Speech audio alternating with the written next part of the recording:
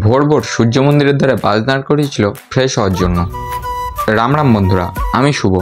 তারপরে সূর্য মন্দির দর্শন করে চলে গেছিলাম পুরীতে। পুরীতে গেছি আর আগে না জগন্নাথ দেব দর্শন করলে হয়, তাই জন্য চলে গেছিলাম পুরীতে জগন্নাথ দেব দর্শন করতে, জগন্নাথ ধামে।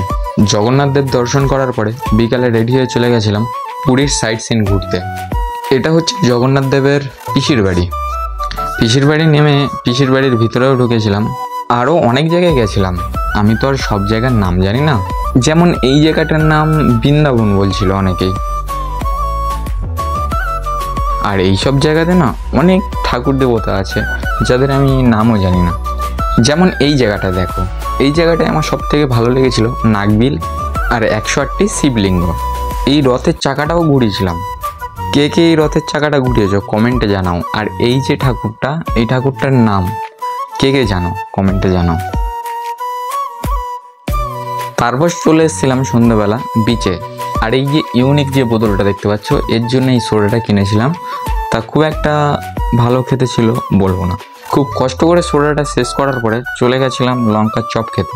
দুই বন্ধু দুটো নিয়েছিলাম, কারণ কেমন লাগবে জানি না তো তাই। তারপরে এই কাকুর কাছ থেকে ঝালমুড়ি খেয়ে সকালবেলা বাড়ির দিকে রওনা দিলাম। বাড়ি আসতে আসতে কাকাতুয়া মিষ্টান্ন ভাণ্ডার থেকে 3 ব্যাগ খাজাও নিয়েছিলাম। আর বলে রাখি, কাকাতুয়া মিষ্টান্ন ভাণ্ডারের পিছনেই আমাদের দুর্গা মাধব বলে একটা হোটেল নেওয়া হয়েছিল। আর 2-3 দিনের ভিডিও একেবারে দেখিয়ে দিয়েছি, তাই কেউ কিছু মনে করো না। আমি বাড়ি যাই, তোমরা যেতে যেতে কমেন্টে কেউ রাম রাম লিখতে ভুলো না।